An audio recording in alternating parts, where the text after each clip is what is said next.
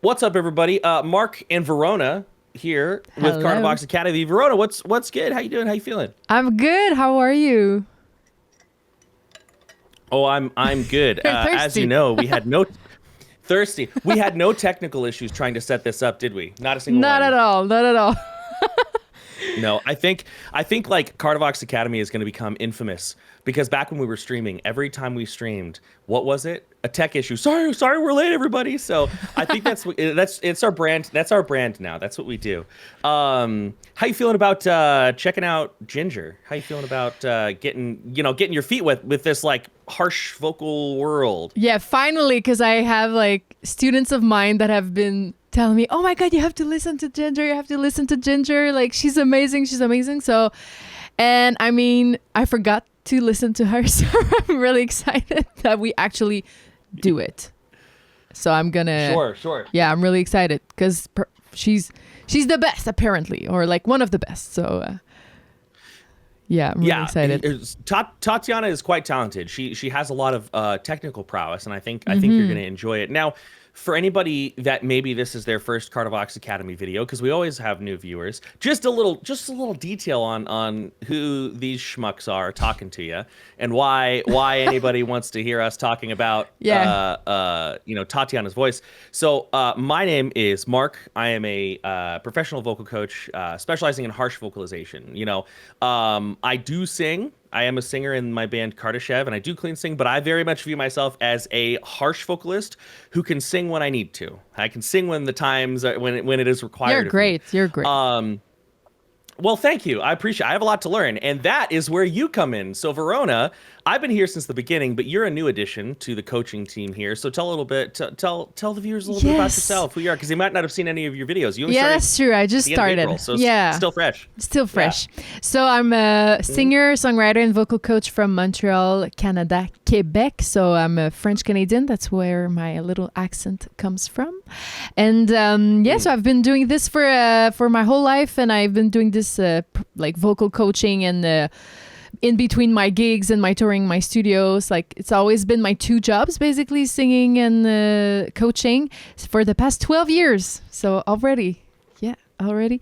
And yeah, I have students from like all the styles, but my specialty, I mean, I studied classical singing when I was a teenager. Then I did my degree in jazz singing, and I toured with bands around the world with like big top 40 songs, like anything from classic rock to R&B to like really pop dance stuff. So I've kind of explored everything, and I mean vocally in the clean singing world. That's a new term that you taught me. So it's Yeah. really cute. Yeah. Clean singing, and like Yeah. okay, I'm like, It's not a great term, but it's what we have. yeah, exactly. So I'm really impressed by all the harsh vocal stuff. And when you approached me, guys, like it's the business partner Quigs that he reached out to me on Instagram, like saying you needed a clean singing coach. I was like, whoa, okay, that's really something. It's cute, and yeah, I'm really glad to be in the team. Yeah, and it's gonna be fun too because as time goes on, rather than just having students and making videos for anybody watching, we are planning to start a harsh vocal journey for Verona here. She's gonna learn how to Yeah, and it was on make my all these bucket like list. Yeah. yeah. In no So time at all, excited. you'll be hanging out going, Oh my god. you know, and I will likely pick up some tips and knowledge on improving my clean singing voice as well because when it comes to screams I could roll out of bed and I could do a whole track. You should always warm up. You should have a good night's sleep, but I could if I needed to. But with clean singing, there's warming up, perfect. I have to have a perfect diet, everything. So it's still like even with my clean singing voice, there's still so much where I could improve, and so I'm excited to over the however long we do this crazy thing we're doing, learning from each other. And Yeah. so this is a good place to start, Jinjer, because I'm excited to hear your insights on her clean singing voice. I actually reacted to this video about 3 years ago, something. And I'm excited to hear from you things that I'm sure I missed, I didn't pick up on, and I'm also excited to talk to you about how this screaming business works. So that's all I know. Okay. Yeah, let's get. I mean, I don't know the song, so I'm gonna try to do my best to analyze it, but just the parts that I understand for sure.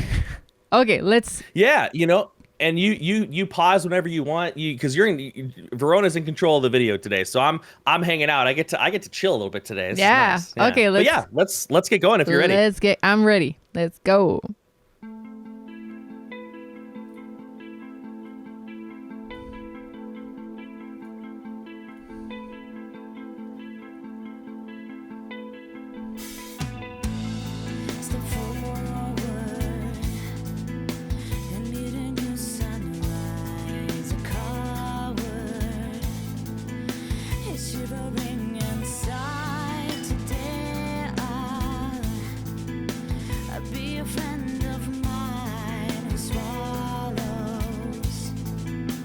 Suffering with smile, I drew a different reality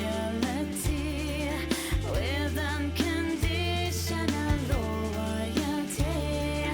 Ego heart, they can be because I'm selfless.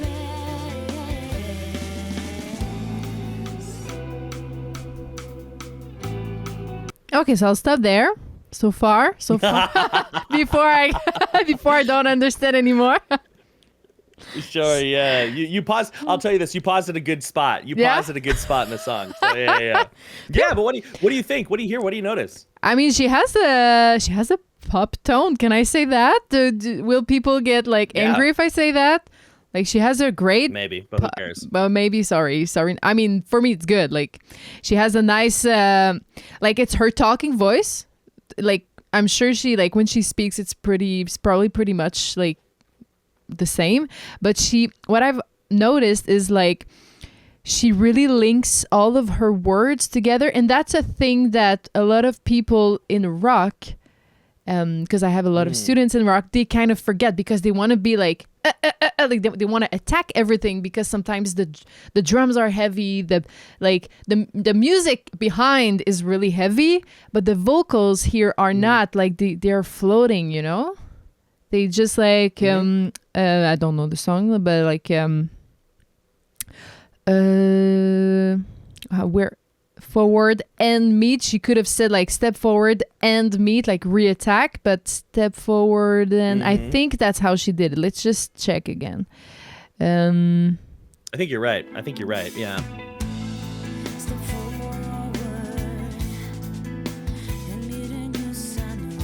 Okay, so she inhales. Okay, so it's like a second sentence. But even then, she didn't attack with a really big glottal attack, So you have like and she could have like go into like and meet a new sunrise, but she did it like super softly, like in the jazz way, almost like and meet a new sunrise.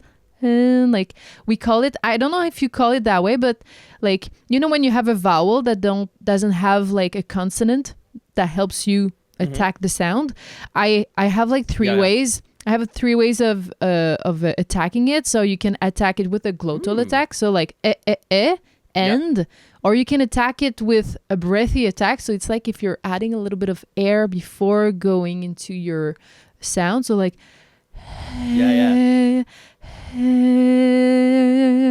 you know what I mean? So so breathy, and then you have what we call the simultaneous attack. So it's kind of in between the glottal and the breathy. So I mean, it's like if your sound is already there and you just catch the wave, like and meet a new. Don't know if you hear the difference. So and yeah, most definitely. And then and meet. It's like really soft. So like listen to it again. She has basically no attack. It's like just right. It's just a super vowel. Smooth, yeah. Super smooth. Like we hear her inhale and then that's it. There was no like and. So yeah, that's what I've noticed. Like it's really smooth how she pronounced everything. So I'm kind of scared of like what's coming next, because so far I'm just enjoying the ride, and it's like so far it's not the heavy metal for me. No.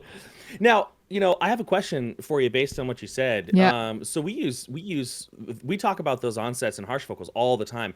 I use slightly different terms. I use glottal, aspirate, and mixed. Yeah, right? okay. 'Cause it's like, aspirate, breathing out, hello, and then mixed. The way we do it in harsh vocals is a little bit different on the mixed or the simultaneous one, because for us, we have so much texture, so much sound that we like. For us, we use like a ya wa ra, but it has a very similar effect, right? But in the clean singing world, in what she's doing, how difficult is it to lean on that onset, start that note that she's singing with such smoothness, with such clarity? Is that something that tends to come easy to singers, or is that something that no, is tough? Simultaneous, I think it's the toughest. Like it's the one I learned when I was doing opera. So like classical, they never want you to be glottal for girls. No, yeah. For guys, it's different. Like I'm taking, just for fun, I'm taking lessons right now with a baritone, because I'm making an experiment. I'm like, treat me like if I was a man. Let's see how far my instrument can go. So that's just my little summer experiment. So but yeah, so like baritones, they do attack with glottal attacks, and I was really shocked about that, because me, when I was doing my lessons with the soprano, it's always a simultaneous attack, and not you know what I mean? So Yeah. and it really, like, it's the hardest. So that's what really surprises me. But she does do, she's doing glottal attacks, like the moaning a little bit, also for sure, like here and there. I like cowardice shiv. I don't know the song, sorry, but I've heard that also. No, it's okay. So she's kind of mixing a little bit of like slow glottal, and then that one that is super soft. So I would say it's the hardest one, but it's one that we use, of course, in classical and a lot in jazz. Like when I was singing jazz, everything like is so smooth and fast and like agile. So so far, I mean, I have exercises if you want to learn that. Hit me up.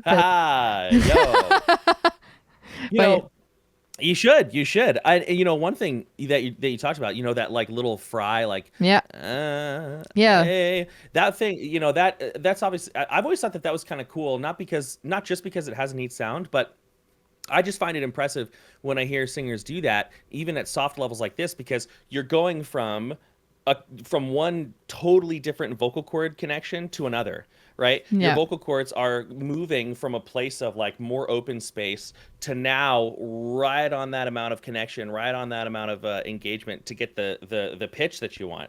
It's pretty, for some people it comes really easily. I remember I played around with that, and it was tough when I first started. It was tricky. I think pitch accurate when you do that, me as a teacher,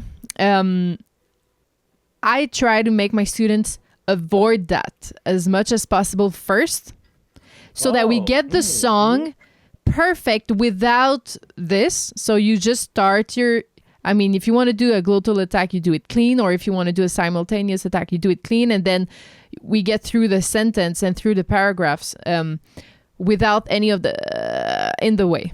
Okay, so that's usually what I do first, and then it's just a question of like emotion. It's a storytelling. I'm telling my students, when you're in the studio, forget the technique. Like, you should be trained enough that you really just tell the story. And if the happens because of the pain that you're kind of referring to or something like that, it's gonna happen because of the emotion. So that's how I teach it. So basically, I don't teach it. I just like let it happen. And sometimes in my recordings on my songs, original songs, like it happens, and I'm never training that. Never I'm gonna do like warm-ups with like I think it's no. I'm never gonna do that. And okay, I shouldn't, like, it's not gonna be really PR of me, but like sometimes I'm receiving student can I be not PR? In Quebec we're not really PR. Yeah. Like a little. Oh, I know. Trust me. I've learned. I've figured it out. Yeah. No, I mean, yeah. Just go ahead. If we have to cut it out, we will. But yeah, whenever you're ready. Yeah. Okay, Yeah. so something I'd like to say for students, if your teacher is making you do exercises to unlock this, stop that. Stop it. It's because I've had students that come from other teachers. Those are the worst. Those cases are nightmares for me. Lots of times, because especially when they trained with like opera singers that try to teach rock and R&B and stuff like that. They make exercises. Like one of the students, she arrived, she was like for 2 years with that coach, and she's showing me an exercise that she was doing, and it was just like like I was like, what is this? It sounded awful. It was not comfortable, and her whole tone was like trapped in this like moaning sound, not resonating well. I'm like, what is this exercise? So avoid it. Don't train it. It's gonna happen because of the emotion, and you shouldn't even think about it. That's my say. Sure. So yeah, be careful. Yeah. No, don't overdo it. It's gonna no. It's like the breathiness. Like for example, Billie Eilish. Okay, I adore her. She's really breathy, but like I'm sure that her vocal exercises are not breathy. Like you have to warm up properly, and you need that closure of the vocal cords like really healthy. And then if you want to record a song that is like, I used to float, you're doing it, but it's like, that's not how you're going to warm up yourself. It's just like, you're going to kind of do the bad thing, but for an emotional purpose. Do you know what I mean? What do you think of that? I think so. It's going to be interesting when we do harsh lessons, because there's going to be a little bit of a difference a slight difference in the way that we teach. But I think that there are a lot of points where I agree with you. Like for a lot of my students, when they get to the point where they can make tones and we start working on songs, because we don't start working on songs for a while. Because like if you don't even know how to go like how are you going to get through a song? That's true. Right? Exactly. Yeah. I tell them, be as boring as you possibly can. Like I want it to be, just like, baby, I have destruction of innocence. And that sounds like shit, but it's connected and it's proper. I find it cool. And then we do, oh hell yeah. And then we do all the cool stuff later. So from that perspective, I see what you're saying, and I definitely agree. And then yeah, like, playing with airflow, playing with the amount of tension and closure, that stuff all comes later. And like when we first start, we're making comfortable, controlled sounds that we can manage that don't hurt. Exactly. So I think we agree on that. Yeah. That's what I mean. Like you sing the song boring, you remove like the little aesthetic stuff, like too like really breathy or really like all of that. You remove it. You just do the song, get comfortable, and then we add these like little sparkles. Okay. Mm-hmm. You know what's funny is, if I'll tell you this, and then we'll get back to it. If anybody heard the first draft of any Kardashev song, I sing it. I sing it like this. I'll be like, so turn your face to the setting sun and hold each blade of the grass you've grown with. I just keep it. Oh yeah, that's how I always do it, because I just want to know what. And then later on, I'll mix my voice, I'll snarl, I'll smile, I'll add the little growl at the beginning. But the first draft is always the most boring draft I can do, because that helps me know how my voice is going to sit in the song. Mm-hmm. So if anybody heard like first draft pre-production Kardashev, they'd be like, this dude sucks. You know what I mean? Like, it's terrible. No, but I would buy that. You should make a little you should make a little package to buy like all the versions, draft 1, draft 2, draft 2 until the I would buy that. Microtransaction Kardashev. Let's go. Let's go. Anyways. Okay, let's get going. There's so much to talk to. Let's get at it. Yeah. Okay. So I don't know where I was. I think over there. I just started from Oh, here we go.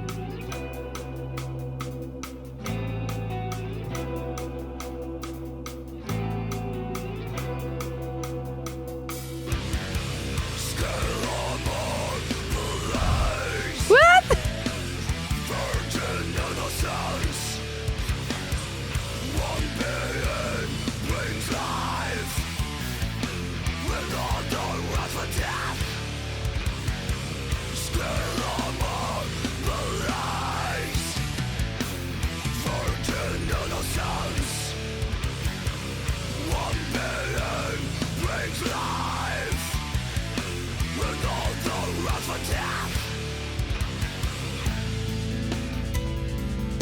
Oh my god. Okay, so that's your take now. So I'm just hearing So it is- sometimes is the larynx like sometimes low and then it gets higher?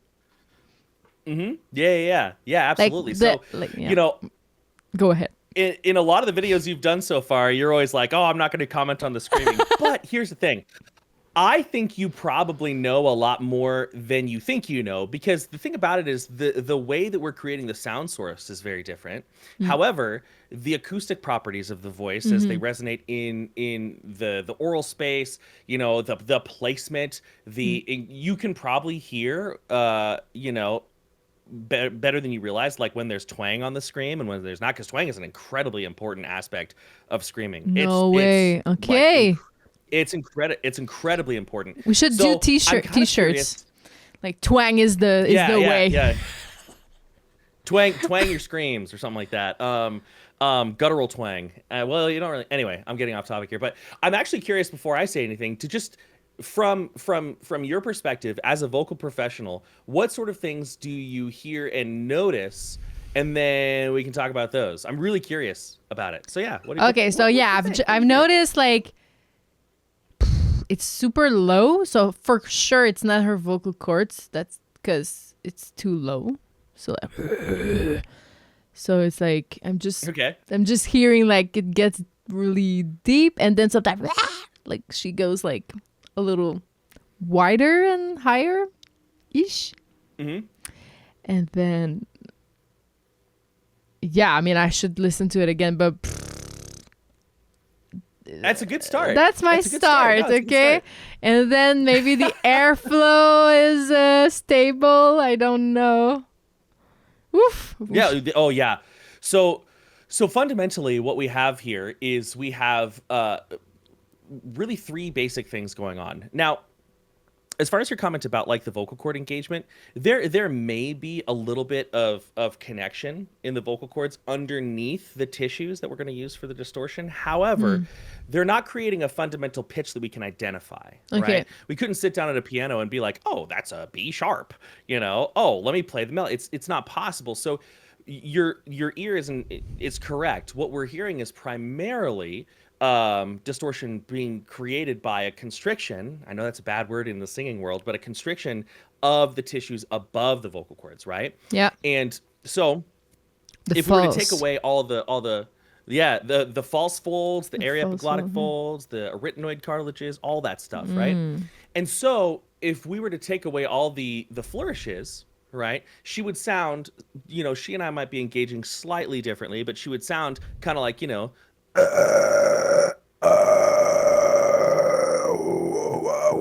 like just like that, and on its own, that's not really that impressive, right? It's just like a TV static noise. Now people don't start learning at that place. Like when we start talking vocals, that level of constricting the upper tissues, we're not going to start there. Just like you wouldn't want to start somebody with like no, exactly. Yeah. But generally, so what you're hearing is a really even airflow and a really great balance. It's quite athletic because you have to create that resistance to airflow while still not creating a bunch of pressure underneath the vocal folds themselves. So when I do this, despite how it sounds, and when she does it, when I do something like, I'm holding back a ton of air, and yet the pressure on my actual vocal cords is very light. So they're safe. They're out of the equation. Okay. And then we take that TV. Have you ever played around like with your phone? Like there's a static sound, and you go like, and it makes the sound of the static bigger and louder, or like brighter, or something like that. And you ever do anything like that? No. Like us harsh vocalists do some weird stuff. I'll show you. I'm actually going to show you. So check this out. This is going to give you some insight into one of the many ways that we make tones louder or quieter. Can you hear this? Oh, yeah. Okay, so what I'm going to do is I'm going to put my mouth over the speaker, and I'm going to move my mouth around, and that's a lot. It's not the only way, because you're right. We do sometimes raise and lower our larynx, but this is the primary way that we control the quote-unquote pitch of our screams. Like...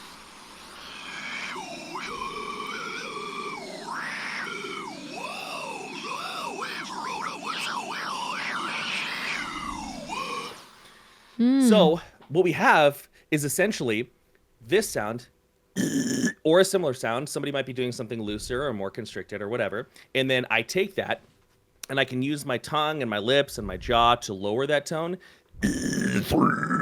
make it brighter. And that's the basics of what we're hearing here. So it's a very, you create, it would be kind of like if you were to be clean singing, right? And I was singing this note. It'd be like if I did the ABCs like this: A B C D E F G Yeah. H I J K L M N O P. But then to make it sound a little bit more interesting, I went A B C D H I J K L M N O P Q R. There's a ton of focus on, with harsh vocals that don't have pitch. There's a ton of focus on timbre, on tone, on color, dark versus bright, forward versus back. So those are some of the areas where it differs quite a lot. Because and this is one of the reasons I love screaming. Who cares about pitch? I tell my students all the time, like, listen, we're gonna do this exercise, and they're like, oh, I'm off pitch. And I'm like, I don't give a fuck. Like, Oh, you know what I lucky mean? you, lucky you. Because sometimes it's like, I feel so bad when like the students arrive and they're just so tone deaf, and I'm like, oh boy, it's gonna be a long road. It's gonna be a long road for us. It is. Now, But I mean, but the it's thing you about can it is- train it, but yeah. you can train it, believe it or not. Oh, I yeah. have before trained people on pitch. Took a while, but I've gotten people able to sing on pitch. And I will say this, just because pitch is not required for harsh vocals, if you can sing on pitch, you're going to be better. You're going to be so much better. So I always encourage Yeah. my students, like, in today's lesson, it's okay for you to be off pitch, but if you take the time to learn how to be on pitch, let me pass you over to Verona here. It's going to be very helpful. So those are the insights there. And she's got a very even tone, and I would be willing to bet, I'll say this last thing and then we can get back to it. I'd be willing to bet, although it's hard to know unless I'm actually in the room with her, that she's not as loud as you probably would think she is. A lot of these mids and low tones tend to be like, if I do like a fully projected one, It's not that that's loud. louder than my speaking voice. It's loud? Yeah. It's about the same as like, hey man, what's going on? Good to Okay, see you. okay, That's okay. a cool jacket. Right around there. High screams can tend to be different, but that's all I got. I'll shut up. I like this sort of stuff, and I tend to ramble. So I'm done. So it's not as loud as like belting. Not the screams that she's doing, I would anticipate not Okay. quite as loud. Now when we get to like a bunch of like higher screams, what a lot of people call false chord high screams, those can be intensely loud. Oh, yeah. Wow. So Okay, it's not okay. that all screams are quiet. It's not that all screams are quiet, but some of them are a lot quieter than people expect. So how and do that's we where you get your compressors and your exciters and And how do we start? Like, I mean, I don't comment that much because I don't even know how to start. Like, except that, like, that's the only thing I can do with my false vocal cords, like a vocal fry. So is it So from those- there? Yeah, you ain't even using your false folds there. no? Your false folds.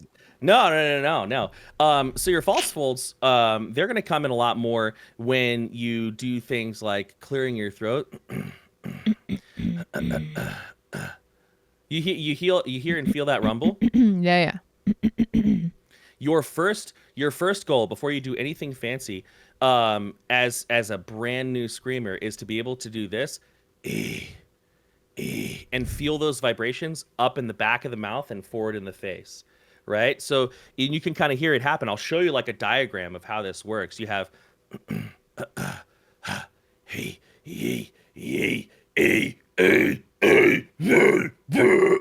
right? It all builds on that. Wow. And this is the great thing. This is why before the call I was telling you, you were like, do you think I can do that? I was like, I know you can, because our bodies are built to do that, because we have to do that to clear food away from our airway if food goes down the wrong pipe. I always tell my students, if we went back, 300,000 years to like Northern Africa and found mitochondrial Eve, everybody's mommy, if you go back far enough, and she like bit into a rabbit and she couldn't do this, that's it. No humans. So it's like baked into your DNA. Yeah, to be able yeah, to okay, go, okay. yeah. For like you'd be surprised once you get it how easy it would be for you to like, you'd be at a party and people would be like, yo, Verona, do the thing, and you'd be like, all right, let's go back to hanging out. I just You'd be can't surprised. wait. I just can't wait. Like my on my vision board, okay, I'm seeing myself next year, April Fool's Day. I'm gonna release a YouTube video of like something, I don't know what, a little bit of opera, a little bit of R&B, and then a scream in the same song. That's gonna be Sure. my personal. That'd be it. So I'm just saying to everyone, like, stay tuned. It's coming. I'm gonna work. So That'd be awesome. can't wait. We have our first class soon. I'm excited. Yeah, I'm excited. Sorry, I was just muting my phone because I realized I didn't mute it, and I was like, oh, geez, that's Whoops. rude. So phone is muted. All right, let's do it. Okay. We're already 31 minutes in. Woo! Oh my We got God. we got some song to listen to. That's okay. It's fun. I'm having a good time. Whenever you're ready, let's do it. Okay, let's go.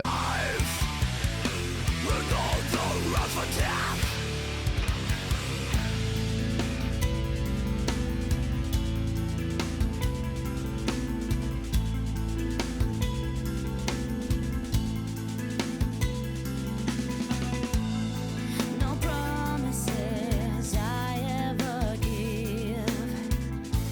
Don't rely on me, and I won't deceive. The beginning or the end, you can't tell. When I wave my fin and shake my tail,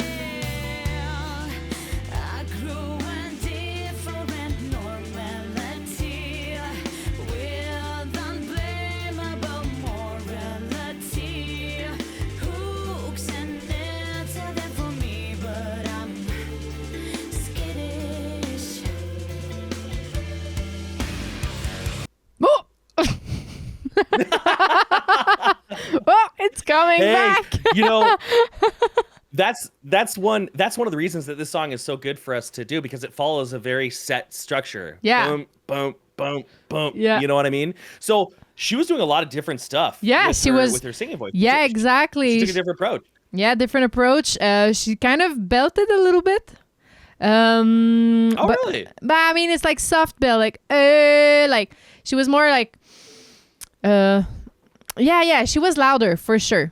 I mean, it's not really high in her register, so it doesn't like sound like a crazy belt, but it's still like, I think she was not like, I don't know if you talk about that with your students, but like the thyroid cartilage, when it goes forward, it gives like a very soft and smooth sound, like almost like Ave Maria. So like, I mean, she was not that much, but the first verse was more like me, like the attack that I was speaking about, like the simultaneous attack, like you can feel that cartilage like moving, like when I put my hand here, it's just like pushing a little forward, and it's gonna bring my sound a little rounder. I mean, much rounder. So she was more like that in the first verse, and that's what I'm hearing. Well, that's what I say belt, because the belt is not really with this this cartilage moved forward. It's more like neutral, or even like you can sometimes feel a little tilt behind. So that's why like the endings of some sentences, she was like more into a shouty sound, a little bit more twangy also. So less round, that's for sure. So that's why I just felt that, but still she still applies, like within the sentence she links everything, like no promises I ever give. She didn't say I or ever, you know? She could have said no promises I ever give, what a lot of my students do when they just read their lyrics. And Yeah.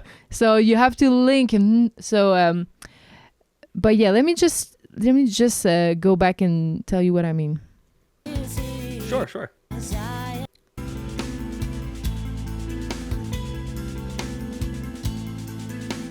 Sorry. No promises I ever give. So you see, she uses the S of promises to give her an attack for the word, but still it's not like Oh, yeah. okay, but still it's really like no promises and it's not like no promises it's not as round anymore. It's a little bit more like I'm a little mad, like I'm complaining a little bit, but still she links her Yeah. words. And then Don't rely on me, and and die and die. That's really like that. I mean, it's not round anymore again, but it's still linked. And then, The beginning or the end, you can't tell. oh, the end. That's what I meant, like a belt. Like it's not a big bell, but like she pushed a little bit more volume there. When I wave my When I wave, when I wave. You know what I mean? It's like it's starting to be more she kind of pushing a little bit the pelvic floor there, like I'm always like Yeah. Oh yeah. about to give birth, like just pushing down there little bit. It's not that much because it's still a verse, you know. We're not gonna get crazy, but more of that than in the first verse, that's for sure. Is it clear? Am I giving too much technical stuff, like all mixed up together? No. It makes a lot of sense too, and you know, it's interesting how, you know, you describe the difference in the tone. One rounded and one is more rounded and a little darker, and the other is bright and more forward. And if you think about it, like, you know, you never hear somebody. You can't like, I don't want to say push, but you can't. Let's say press, let's say lean. You can't really lean into your chest voice. You can't really lean into that connected sound if you're breathy. It doesn't really work. Like, can you imagine somebody trying to belt with their voice being airy? It wouldn't function. It's like, as far as I can think, it wouldn't be like I know. possible to power belt with an airy voice. You No, know, with it, maybe no. it is. Maybe I'm wrong. Oh no, but it hurts like hell. Like I tried. Yeah. Yeah. I mean, that's how I you wouldn't wanna hurt do it. yourself. And I have students that they shout their big notes and it's breathy. I'm like, oh my god, danger, danger, nee, nee, nee, nee. No, so let's get some twang in it and let's like remove the, like sometimes I make them exhale and then sing. So I don't know if you. Oh, that's weird. I've never done that. Yeah, No, that's I've never done that. Ooh, that's my that's my secret weapon tip when like your voice keeps cracking or you're breathy. Just like that means you're using too much air, way too much. And like belt, Sure. Yeah. Yeah. it doesn't use a lot of air at all. That's true.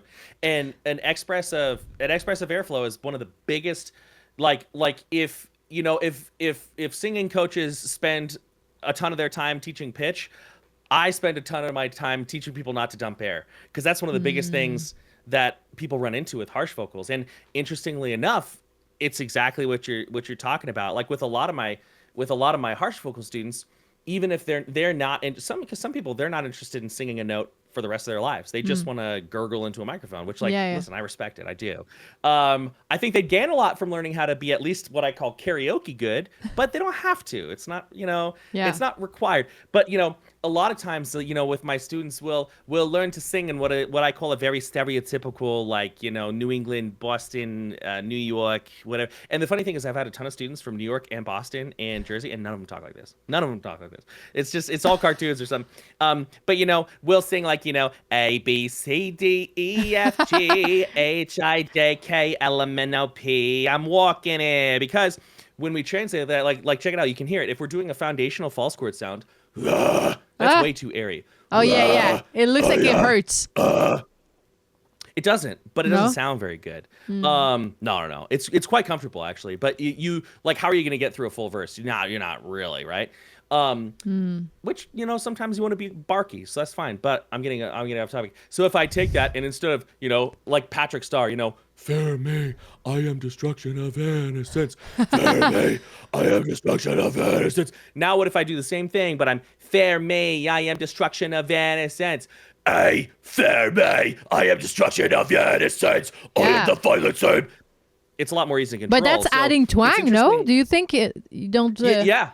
Oh, Yeah. 100%. Yeah. Yeah. Even though I'm not using my vocal cords, the shape of my vocal tract is going twangy. So, you know, it's interesting what you're saying. You're like, oh, these, like, you know, rock pop tones. And that's why I've always thought this, and maybe you can confirm it for me or tell me if you agree. I've always thought that even though screaming and singing don't really sound alike, screaming has a lot in common with contemporary singing styles like rock and jazz and pop, because it's very forward, very controlled, very, you don't want to scream like, Ave Maria. You don't want to scream like that. It'd be horrible. It'd be awful.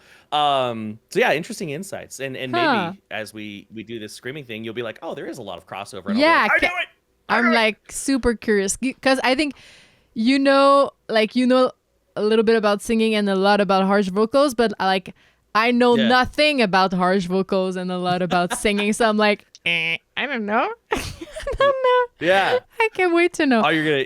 But if you You're gonna say be- that you're there's gonna gonna be be, fine. yeah, but I mean, it makes sense that you're actually teaching your students to not use a lot of air too, because most of the times that's when we get hurt, like too much air, whatever. It's always like Yeah. that's how you get vocal injuries and it's crazy because like belting, even though she didn't really belt, but she just like was in the way, like she could have. She was on the road to belt in that verse. Mm-hmm. Like she probably is using less air than the first verse that was super soft.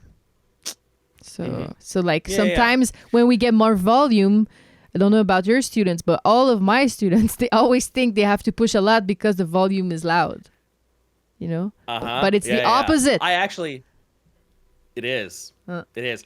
I actually tell my students I don't care how loud they are. It doesn't matter to me. I always tell them that you will get the proper volume will be a result of good placement, even airflow, and good resonance. And then the volume that comes out on the other side is the volume you want. 'Cause Yeah. we have these. Yeah, exactly. We got compressors. We could, I was gonna say something interesting, but I forgot what it was. If I forgot what it was, then it probably wasn't very important. So It's gonna come back. Okay, now your part. it'll come back. So yeah, on Yeah. that verse, she's still like really. I would like recommend like for the singers who would like to work on those verses, the clean singing verses, to remove all of the consonants and just sing the vowels that you actually hear, not the ones written, but like that's an exercise that it takes time, but it does wonders. Let's just take one sentence. I grew in different normality. So she does the so, and then it would be like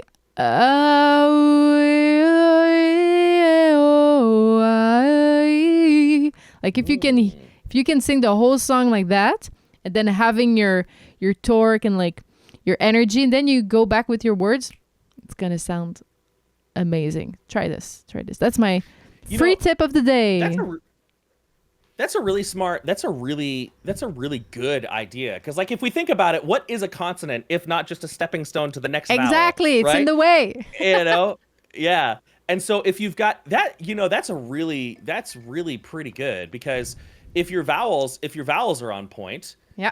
then theoretically your consonants are going to shape around them, but because your vowels are the structure. I think that's one thing that, and this is true in harsh vocals as well, one thing that a lot of people who want to get into any type of vocal art don't really think about, but your vowels are your backbone to your vocalization. Your vowels are the thing. Right? Like your And voice so- is on your vowels. The other things, Yes. it's like Yes. the music is on the vowels and the consonants are like the drums. It's just percussion. Yeah. It's just little noises. It's like how a French fry is nothing more than a vessel for ketchup. It's an excuse to eat ketchup, right? Maybe that's just me. I don't know. I mean, I can't eat No. tomatoes anymore and ketchup, so no. Oh yeah, because you got that acid reflux life just like me. Sucks. It's terrible. But I still Um, cheat with the coffee. That's the only thing I cheat. So that's not whiskey. It's like iced coffee. Yeah, that's exactly what this is too. I'm not doing much to help the American stereotype. I don't know geography from earlier in the call. I'm eating nothing but French fries and But That's I terrible. get You No. know what I'm saying. You know what I'm Yeah, saying. yeah, Yeah. okay. So let's talk some screaming. talk. Yeah, your part now. Okay, I don't know where we were, but let's say it was about there.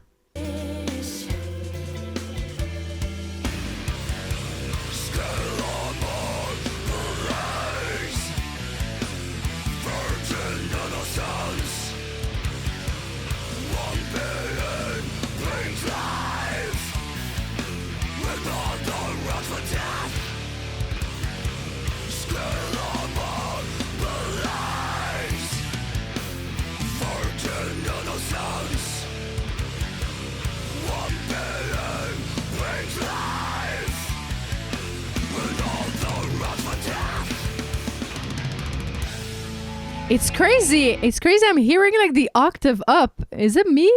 Like she has her down screen and then there's like a resonance like almost an octave up. You might be hearing, so that's not coming through, but I'm also watching this video as a stream through Discord And with my bad internet connection. So it might be getting lost. But one thing that you will and that you can actually include in your screams, I don't know if she's doing it here, but just kind of building on what you're saying, you can utilize overtones and okay, first of all, I'm just be transparent. I'm not very good at it, but I'm still gonna do it because I got no shame in my game. Like you've heard overtone singing, I'm sure, when people are like Yeah. you can, sometimes it happens accidentally, sometimes it happens purposely. That's like what a pig squeal is when people do those like really like we're isolating overtones. There may be an overtone coming through on her voice. Maybe that's because of the way she's doing it. Maybe the person who was controlling the EQ boosted a frequency, so we're getting a little bit of overtone. Hey, that might be what you're hearing. I have a question. It's it's kind of out of topic, but in the topic, like, have you heard? It was a live performance of I studied in jazz, so like Snarky Puppy. Do you know that band? It's really jazz. Oh, Snarky Puppy's amazing. Yeah, I love them. Snarky Puppy's the best. But like I know what you're gonna say. The girl who sings like her solo with like 2 notes at the same time. She won. Yeah. Yeah. Yeah. So is it like? God. Would it be the same way, like to do overtones like that? Do you know how she does it? I was like, she probably has a malformation. Like her vocal cords are not normal. There's something. So I'm gonna tell you what my guess is. To be transparent with you, no, I have spent a good amount of time trying to do that. Like it sounds like one of those. There's this woman on TikTok who does it as well. Where she sounds like one of those like wooden train toys that you can buy where it sounds like a train whistle. Yeah. And it's the same thing. It's the same thing that woman's doing with the Snarky Puppy. I like literally watch that performance a couple times a year. I always come back to it because it just blows my mind. Yeah. So this is my guess. This is just pure speculation. If there's another vocal specialist out there who knows the right answer, let me know in the comments. But I suspect, so we hear a pitch when they do that, right? We hear a pitch. So my suspicion is that the vocal cords are coming together just enough to create kind of like a wheezy tone, like, hey guys, what's going on? And then the closure of the false folds and the upper vocal tract are creating the air is basically like boosting a harmonic coming through, because like I'm creating pitch with no vocal cord just by the airflow. And another reason I think that is because if you think about it, like wheezing is one of the worst things you can do for your singing voice. It's terrible. And whenever you hear people do it, they do it for about 3 seconds intermittently in one song on the album. Nobody uses that as their main singing voice. So I think it's very much like, and I don't mean this disrespectfully, I mean it very respectfully. I think it's like a gimmicky thing. Like nobody would sing a whole, if you sing a whole song in that voice, I think your voice it's like whistle fast. voice. It's like Mariah Carey's like whistle voice. You don't sing a whole song like that. You just show off and then you come back to your real voice. It's just Oh, someday I'm going to show you. I can't do it, but someday I'm going to show you what whistle fry screams sound like. Okay, so they're wild. Okay, they're wild. So to come back to like Jinjer, like Pieces, like you should listen to the good version later. It's at about 3 minutes 15, but like I really hear an octaves like or another high pitch note. So it's probably the same as the girl that's in Snarky Puppy song or. What you may also be hearing is you can choose to engage your vocal cords if you want to, once you have enough proficiency, right? So like, most of the time when we scream, like, for example, now this is going to sound very different than what she does, because I'm going to go to my comfort zone. It's also going to sound like very like goblin-y, right? So like if I do like a high tone, right? If I do something like, right? That's no vocal fold, but I can choose to do this underneath it.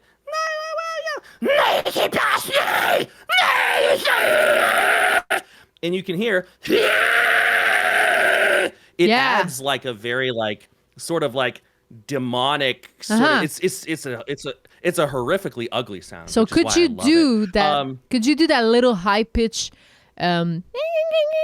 with a low scream? That is a very good question. Because that's what I'm hearing from the girl, I think. Yeah.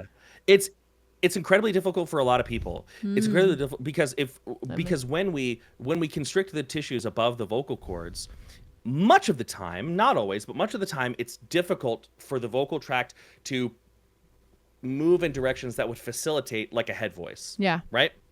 So and I'll show you with myself, right? So if I was to hear like, you know, if I do that,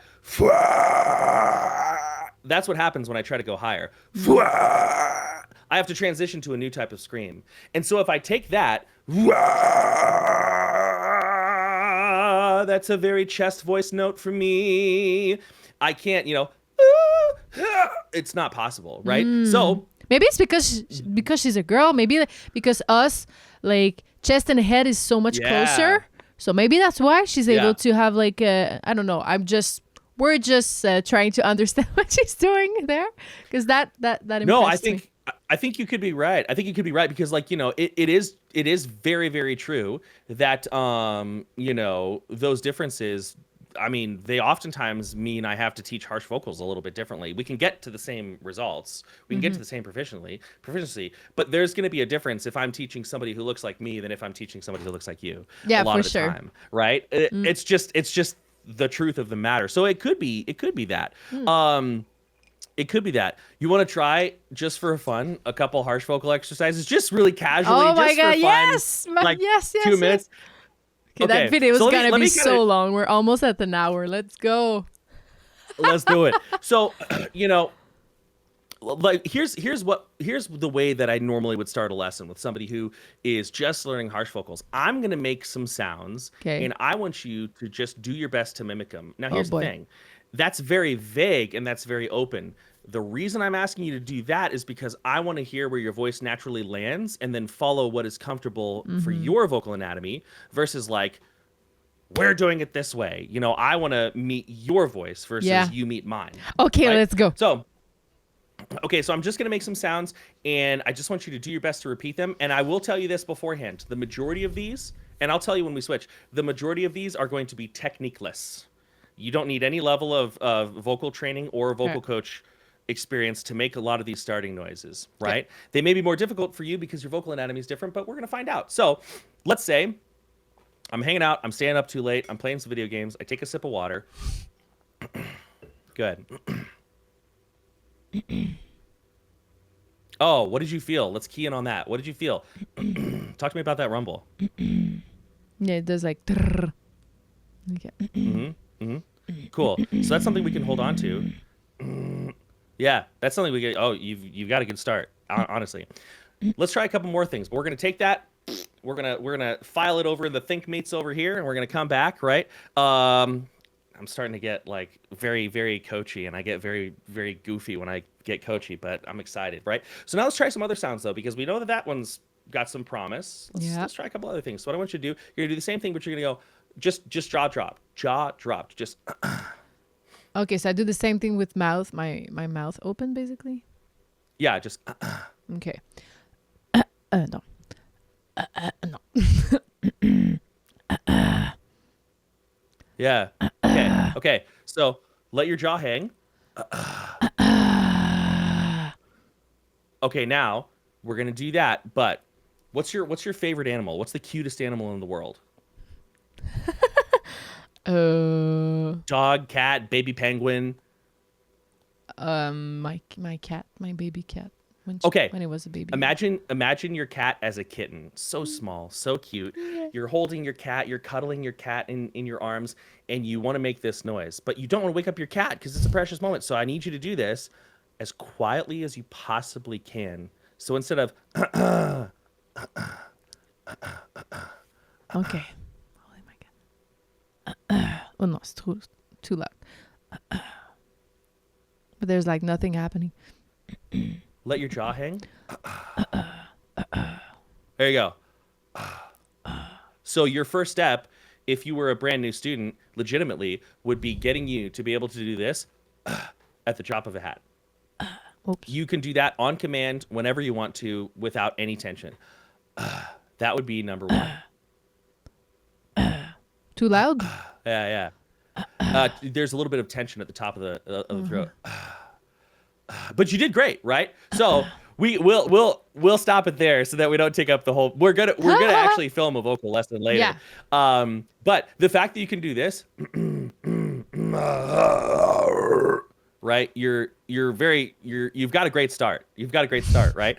But anyways, let's keep going. Let's keep going. This is fun, and we're almost done. Yeah. Let's let a little bit more of the song play so we don't actually make a 2-hour fucking video. All right, yeah, go ahead. Oh, sorry.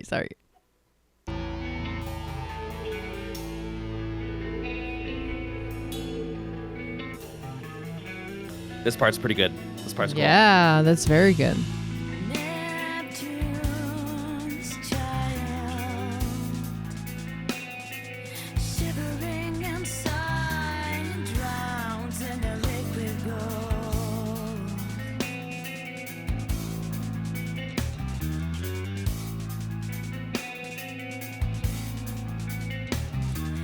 Cherish his life to the underworld.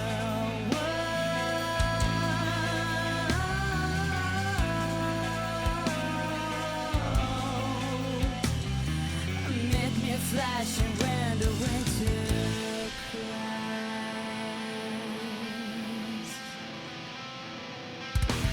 Poison swimming through the river, hold your life against the stream.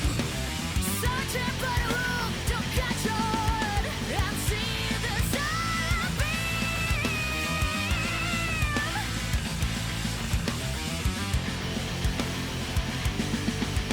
Don't suffocate in painful tortures, long-cutting chambers of callous men, wandering on of phantom butchers. Emeralds are whipped away, emeralds are whipped away, emeralds are whipped away, emeralds are whipped away. Nice. Yeah, Okay, yeah. there Well, was the belt. Oh, sorry. Yeah, I was. That's why earlier when you were like, "Oh, she's kind of approaching a belt. She's not really belting, but she's sort of." I didn't want to say anything, but I was in the back of my head. I was like, "Oh, you just wait. Just wait. It's coming. It's coming. Yeah, and really, like the end of the song is, I think maybe you'll agree, maybe you'll disagree, but I think the end of the song is really where she shows a lot more of what she's capable of. Right? She plays very close to the chest, and then pop. You know, she's like, "Yo, what's up? I'm a pro." Whoosh. You know what I mean? Yeah. What are some of your thoughts? Because obviously she's really letting loose with her clean voice, and yet she sounds so relaxed and so in control the whole time. And I know a lot of people who are interested in her singing voice are going to want to hear from you any thoughts you had about her performance there, because it was stellar. It was even if somebody doesn't like Jinjer, like they have to admit that technically that was quite impressive. Yeah, yeah, for sure. Can I hear it again? I mean, it's my first time, huh? So let me. Yeah. Okay, so that part. What do you think about the like her raspiness on that word? Was it healthy in your opinion? It was great. It was great, yeah. It was great. Yeah, it was extremely good. So a couple of ways that you can listen for good rasp and good grit is, and I'll show you what I mean. So you want to listen to the vocal cords underneath the distortion tissues, what I'll say for a better term.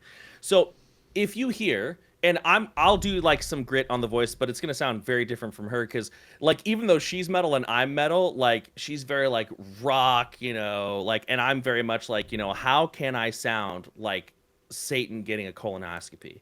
Like that's like where, like that's the like the image. I come from like, yeah, I come from like the sludgiest side, because that's what my interest is, right? But if you listen to grit and you can hear the grit, and underneath the grit you hear this, you hear the strain, you hear like, then you know for sure that the grit is unhealthy. But if you do grit, right, and you know I'm here like, you know, nay, oh yeah. If I remove the grit, oh yeah, hey, yeah, you can hear that the vocal cords underneath are not over engaged, right? So a lot of the times when I'm trying to discern if a singer's grit is healthy, I'm actually not really listening to the grit. I do a quick mental check. I'm like, okay, there's twang involved, so I know that their vocal tract is in a healthy shape. That's going to encourage that resonance forward.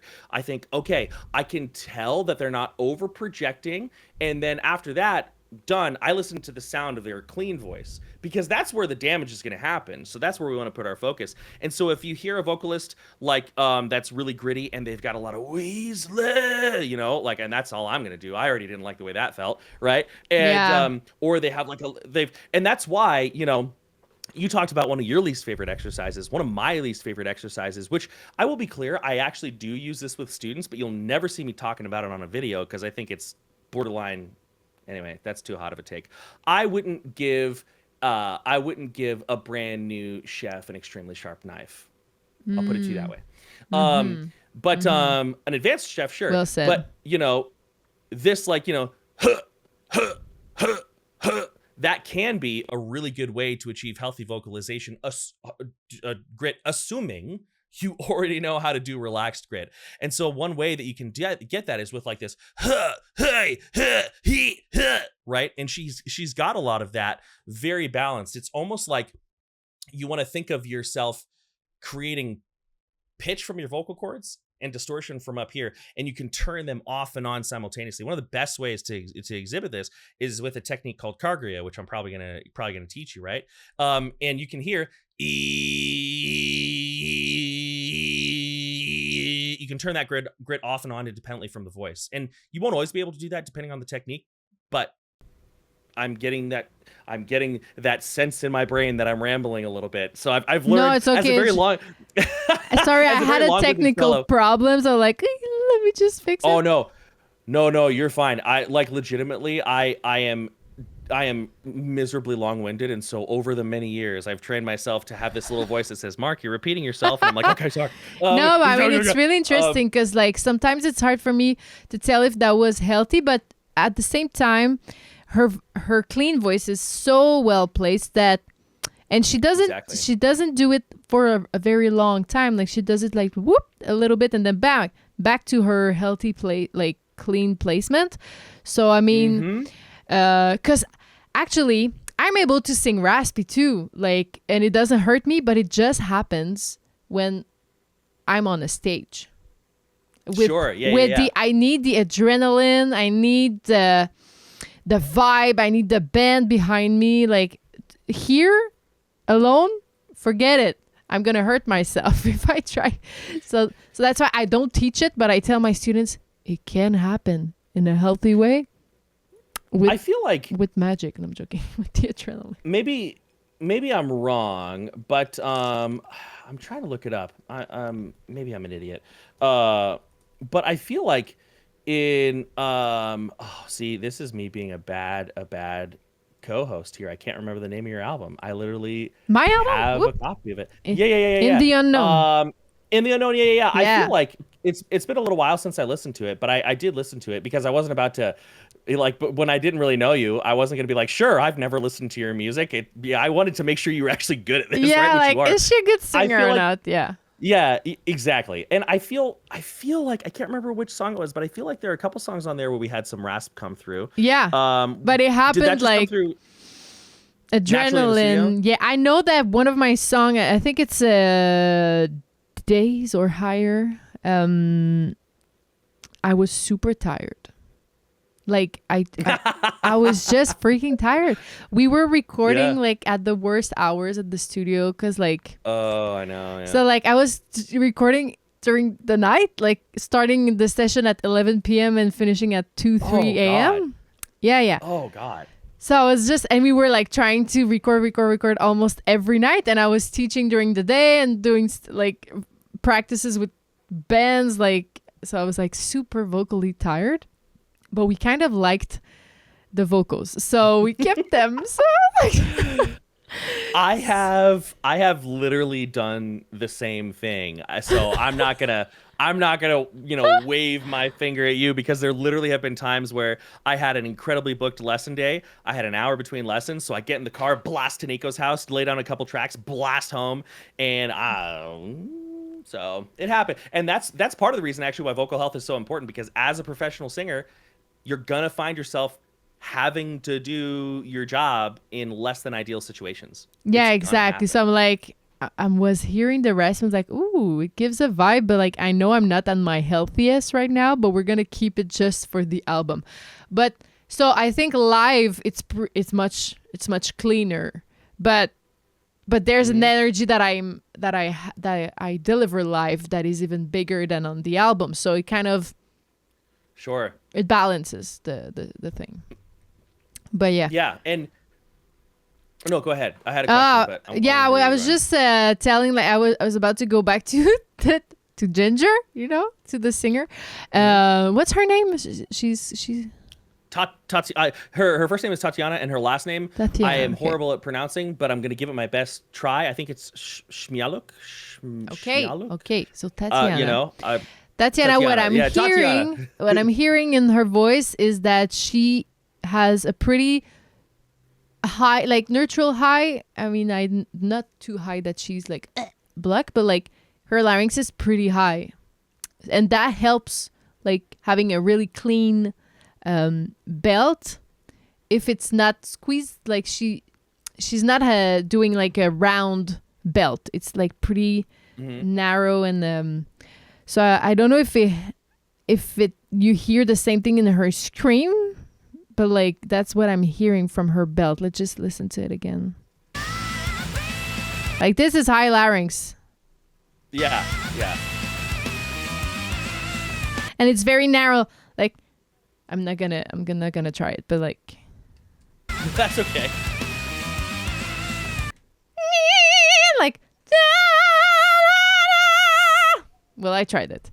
It's gonna probably peak. It's like there are so many times where like I'm listening to a really intense harsh vocal track, and I listen to what the vocalist does, and I think to myself, I'm not gonna do that. I'm Not not gonna do warmed that. up. I'm gonna sound like crap in comparison But it because I'm doing worked. this off the cuff.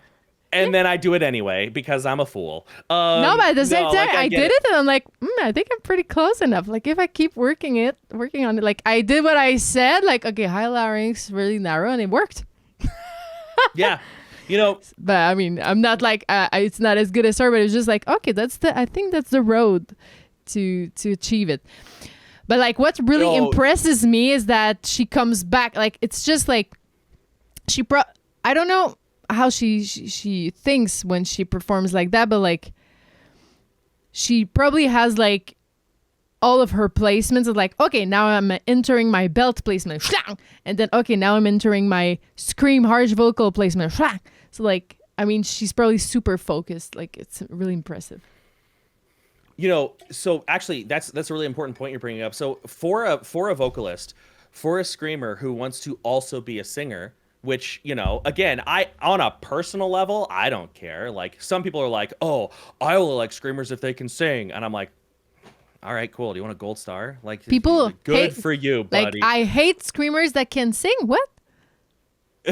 What? Yeah, sometimes people they get really, I don't know, they get really weird. Oh, it doesn't matter. I'm getting off topic. But It's like rappers, like rappers shouldn't sing, but like if a rapper sings, it's so much better. I mean, in my For me, all I really care about, if a screamer wants to sing, I hope they're good at it. If a screamer doesn't want to sing, then that's fine by me fine. too. Yeah. But for screamers who do want to sing, it is imperative that you really understand your voice and also where your screams are. So for example, as a screamer who sings, much to my frustration at sometimes like I remember the days of when I could just scream. Oh, it was so easy. But one thing I know, for example, is if I'm going to scream, and let's say I want to come from a like a low, almost a guttural, but not quite, like a right. I know that the note that comes naturally from there is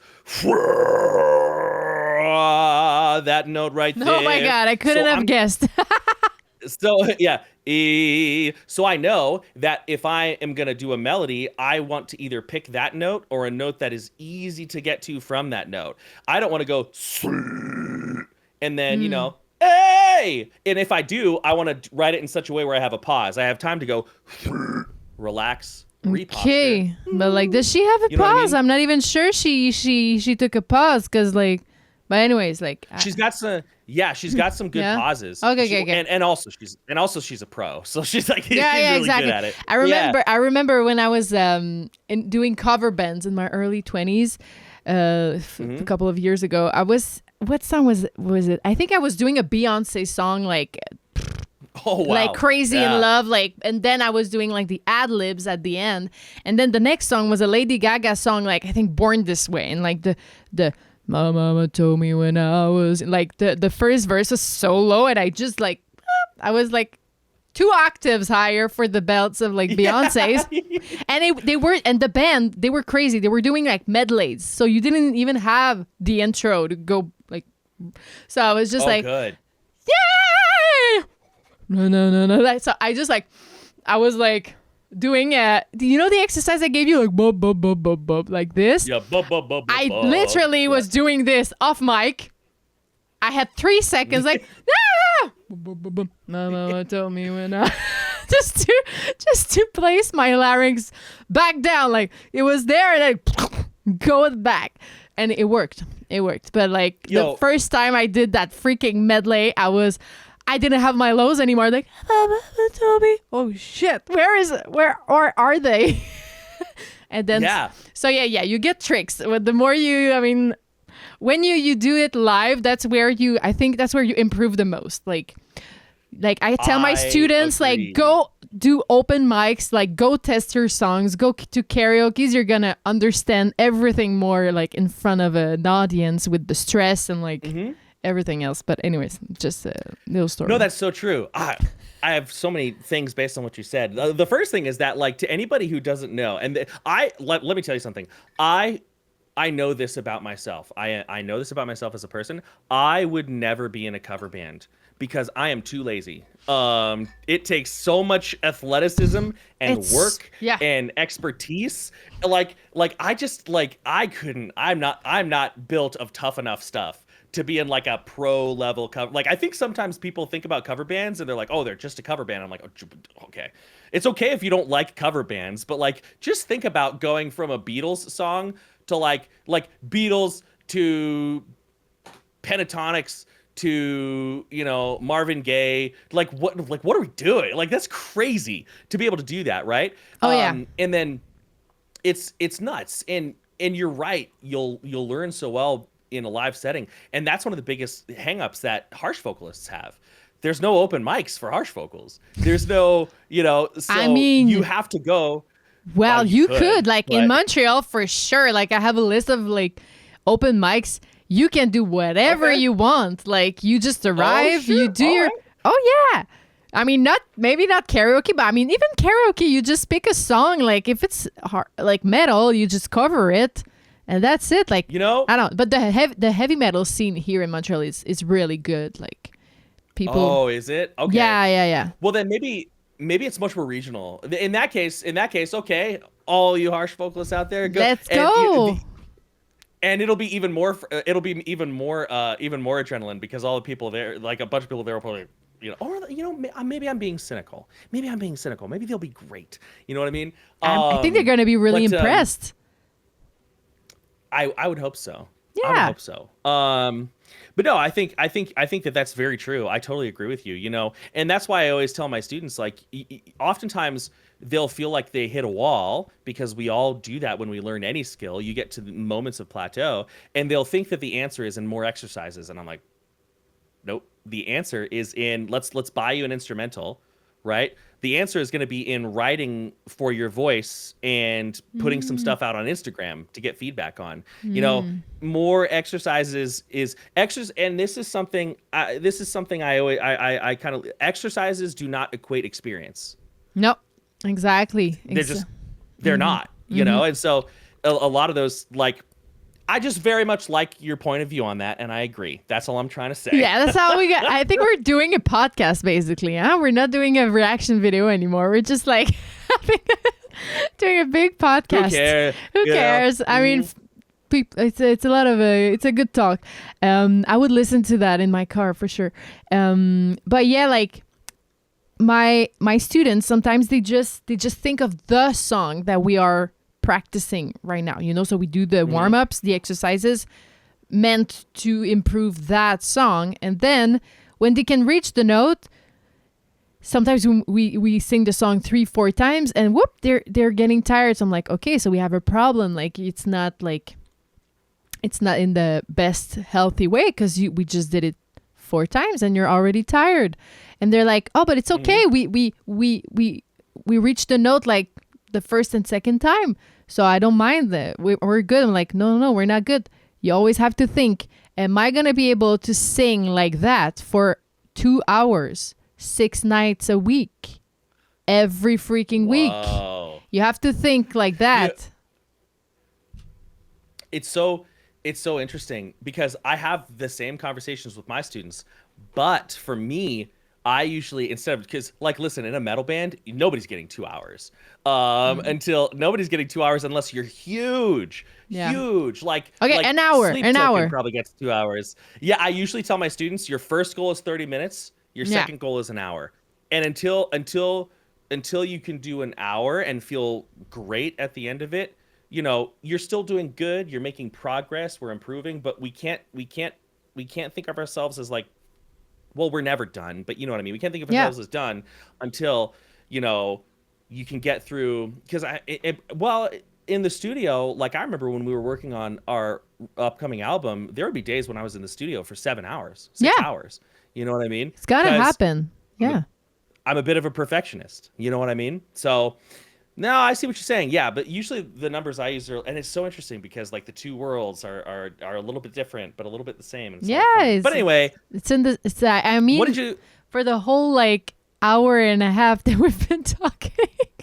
And there's a lot of points that I think it connects, even if we're talking about 2 different techniques. Like, yeah, it's even like on the technical points, like the airflow, the energy, but the comfort and stuff like that. Yeah, it really connects to a lot of points. Hey, that was good. What do you think of Jinjer? If you had to give, you know, obviously I know that we're talking about this in a very like technical geeky way. But just what are your overall, yeah, as someone who, like, obviously you've heard rock and metal before, you live on planet Earth, but as somebody who hasn't spent a lot of time in this world, you're aware of it, you've heard it, but what are your thoughts? What do you think? What are your takeaways? I think it's amazing. Like the band is great, but the singer, she's really like out of this world. Like she's really, really good. Like she, just the way she approaches her clean singing,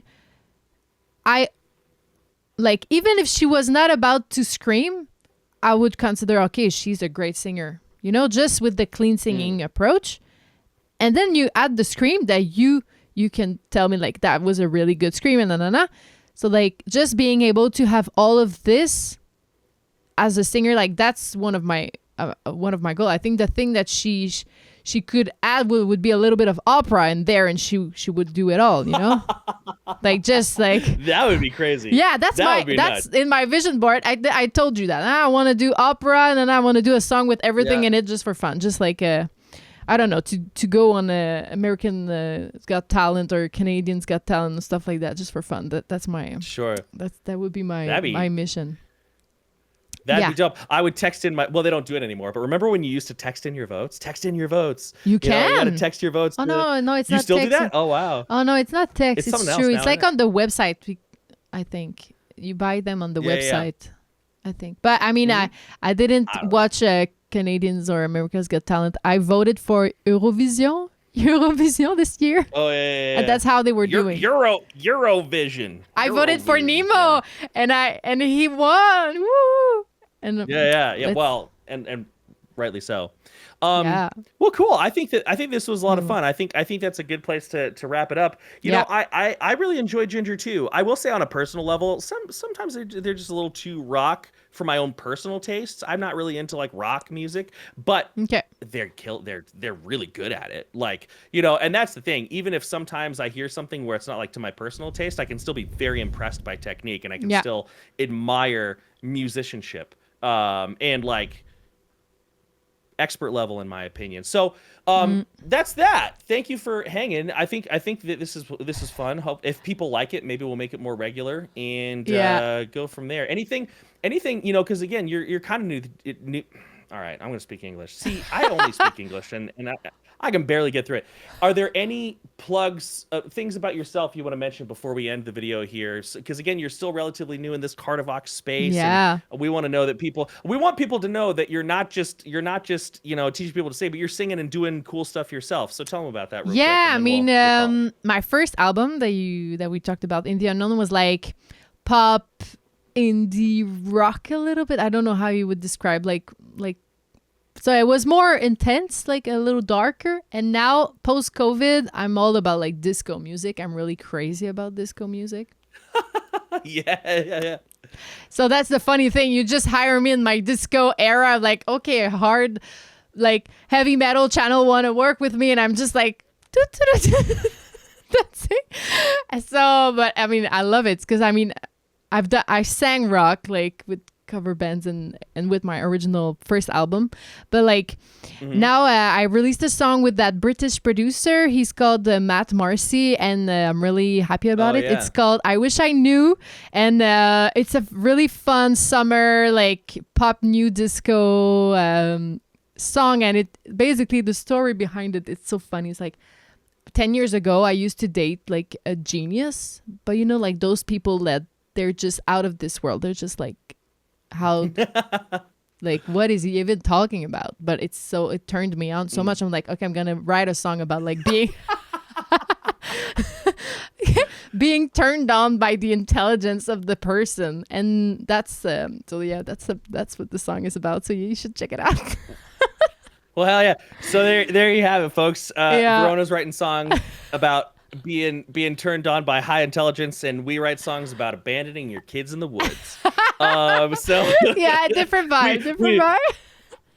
Yeah, but we'll link the song. It is a pretty cool song. I like it. I don't know shit about disco, but I don't know anything about it. Here's what'll happen. Eventually you'll be doing your disco and it'll be like, well, you can tell by the way I look at you that I know you well. Oh yes, please. It would be so funny. But anyways, it would be so funny.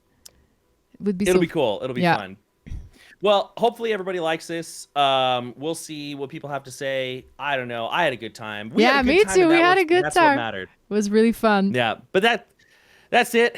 Let's wrap it up. As I always say, many thanks, much love. I'm out. Yeah, ciao.